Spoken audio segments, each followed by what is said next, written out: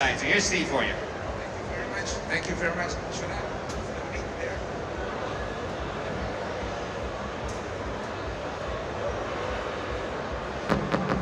What's up, USA CBD Expo?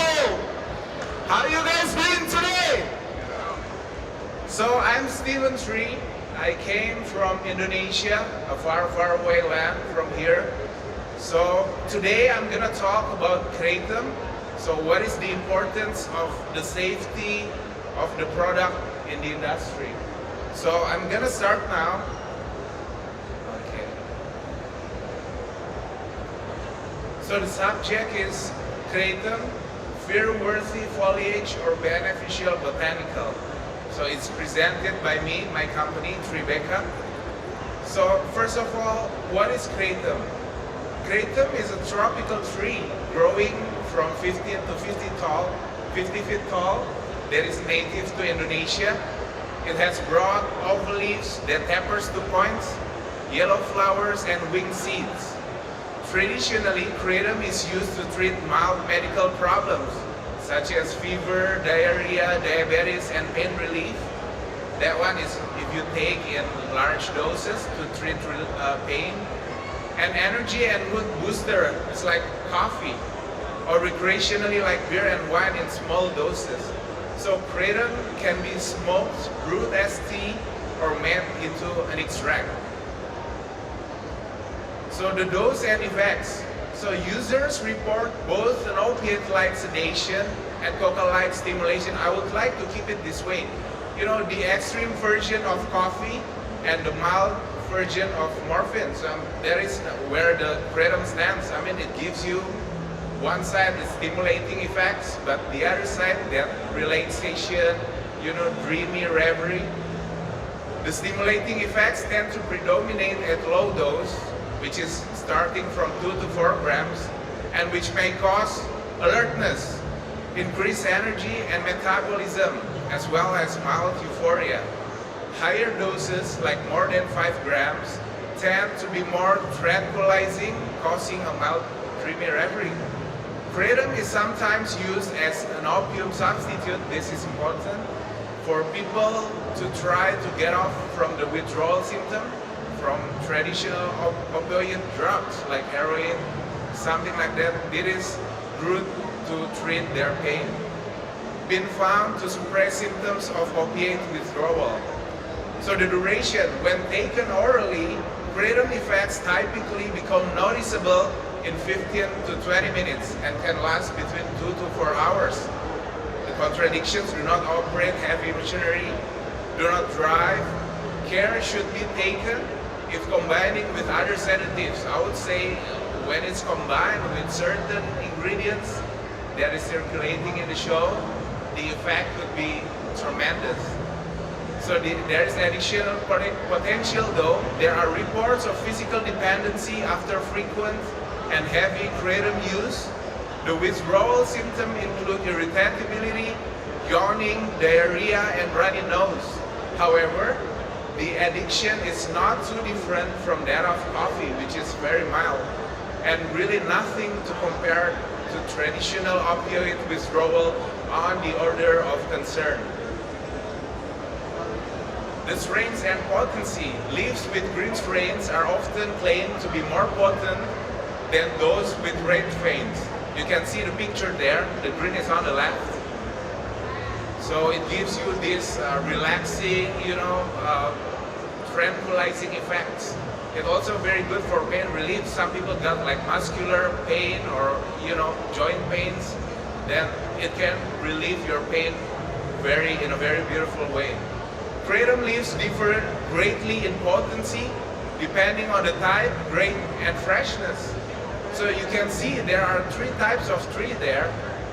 The one on the left, I call it grade B. So because it's below 4 years old, it's maybe like 6 feet tall, 7 feet tall. Then the middle one is the grade A, which is between 4 to 8 years old. And the right one, this is like wild-grown trees. They was not planted by man. They're already there since beginning of the time. So this is like the strongest effects where Keratom leaves can give you their potency.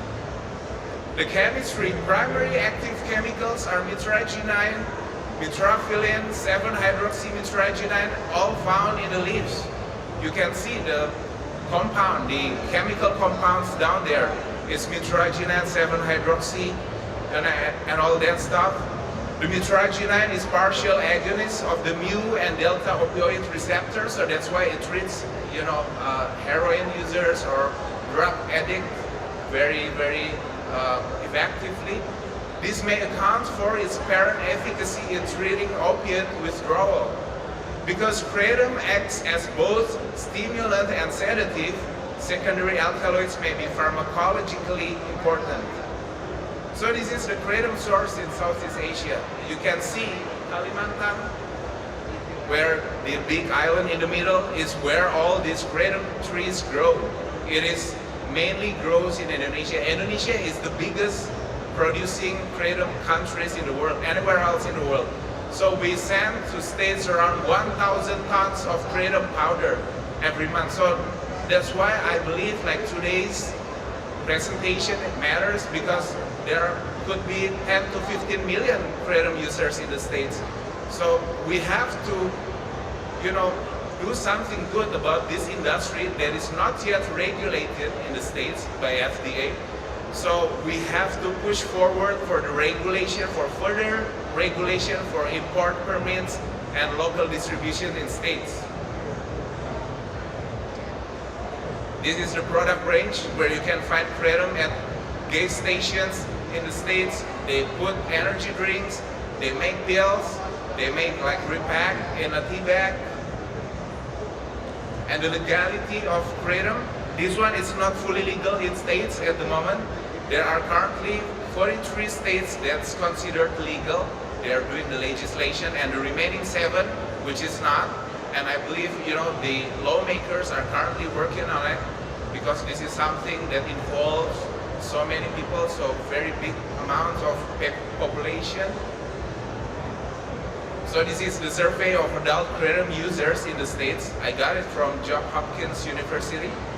So as you can see, 84% has at least some college degrees. So it means kratom users are educated people. They have more reference. They know that it is organic. It doesn't have to do anything with chemicals. So, which is 61% are women. Then why? Most of the people use it for pain relief. I don't know, it's just normal human being.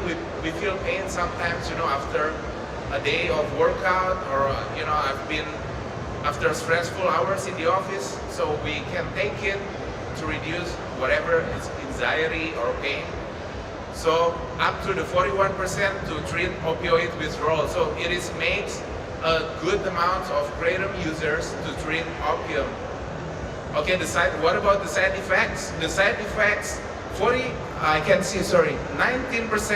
is mild, which is very low that people got these side effects, may compared to other drugs, of course.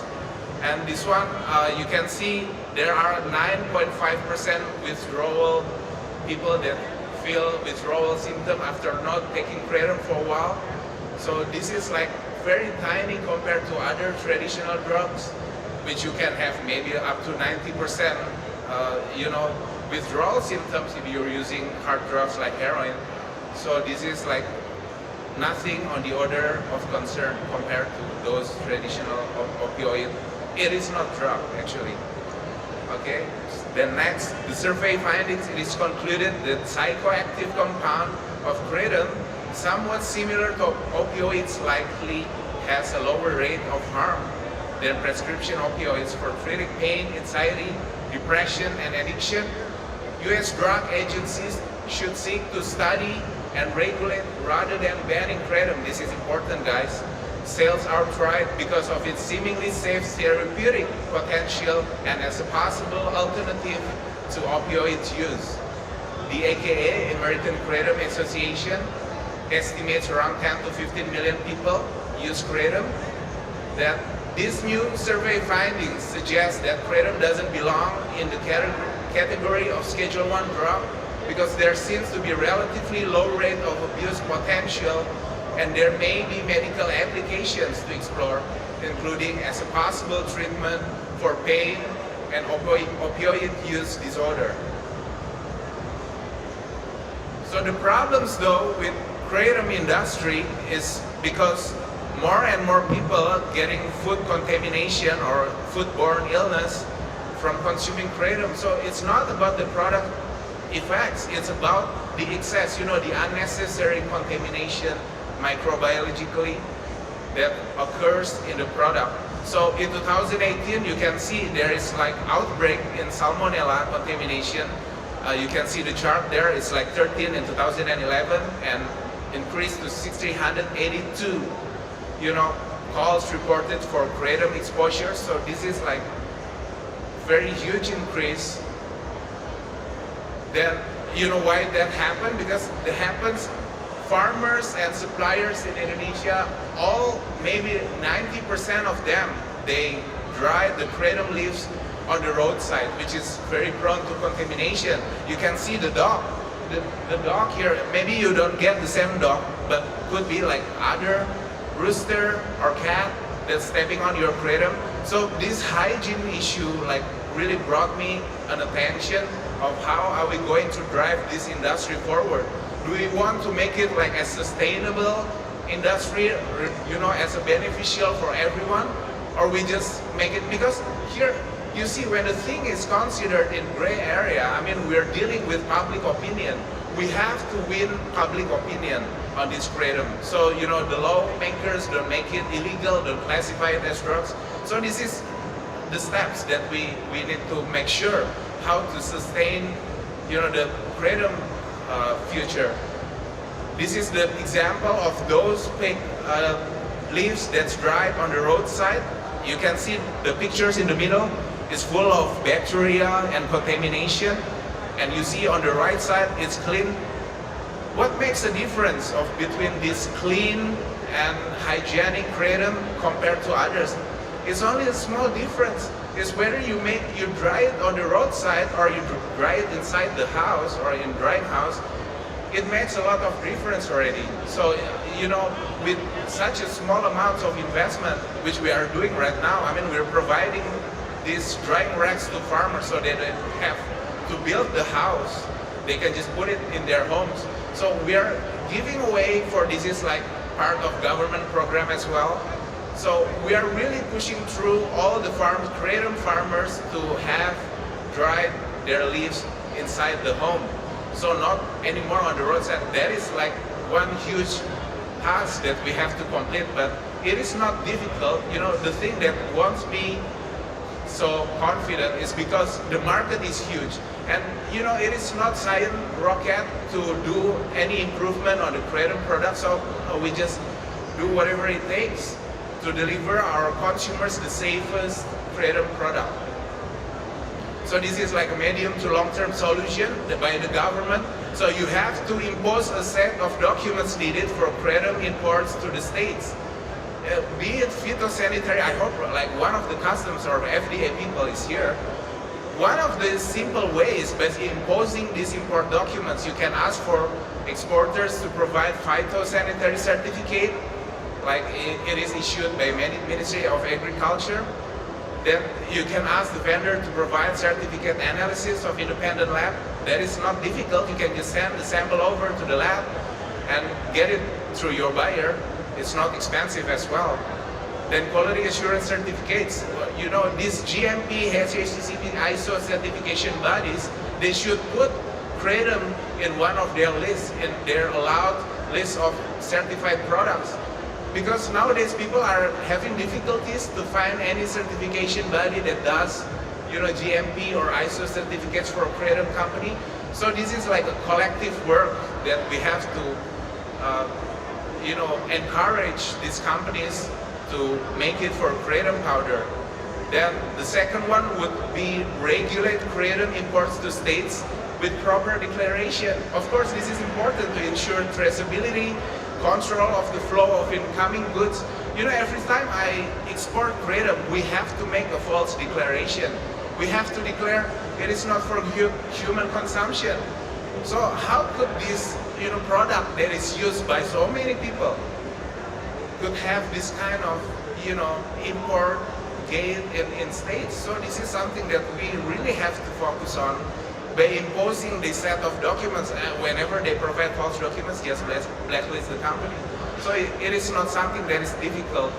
Then determine self-limit for use and allowed processing method. This is what I mean is when you want to have, a glass of beer, they shouldn't give you like a glass of alcohol like ethanol. Then this one is important, like to say how many percent if mitragynine in the product is allowed, how many milliliters or milligrams that the consumer can use in a day. This is like these guidelines has to be set by government. That's why we have to work together between practitioner and the government. We have to sit down and talk about it. Then the consumers advocacy group, aka I hope is here. This is one of the programs that you can do to improve Keratom standard, is that your GMP participation shall be extended to overseas companies, particularly Indonesia. Indonesia is where all this stuff comes from. So you have to provide lists of suspected, because a lot of vendors in Indonesia, they just anyhow tell they're producing Keratom, but once they get the money, they just don't deliver the goods. So this is like important to give a heads up to the consumers. You have a list where consumers is currently been in talk or in discussion with certain company. They can check on its background. We have to have this kind of forum to inform people about which company is good, which is not good for doing Keratom business. Then by distributors or consumers, it is recommended to only buy Keratom products from GMP certified vendors. You can also request certificate of analysis for every purchase batch, which I think maybe like the store scale. Whenever you buy maybe 5 kilograms, 20 kilograms, you can just ask for the certificate of analysis, send it to the lab. We have to make sure the product we are distributing is safe. So last but not least, so whether is it Keratom fear-worthy foliage or beneficial botanical? So Keratom is perceived by majority of the people as more beneficial botanical as compared to the dangerous one. It attributes to a sizable market in the US industry, and in terms of economic value, it already exceeded like $2 billion industry a year. And user segments, 10 to 15 million people is not small population. You can make a country out of that number. So government should work with practitioners, with manufacturers, with distributors to regulate Keratom imports and distributions in USA. Keratom can be said it has marginal amount of fatal cases compared to other illicit drugs. We're talking tens of thousands of people died every day for overdose from other drugs. But this one, some people can try drinking water. So if you take too much things in excess, it won't do good to your body. So we have to take it in a moderation. And most importantly, Keratom could be fear-worthy foliage if practitioners do not address. And so we have to resolve this issue to make this industry sustainable. So that's pretty much it from me. Thank you very much, ladies and gentlemen. It's been a pleasure, been an honor to be here. So yeah, I guess it's done. Is there any questions? Thank you.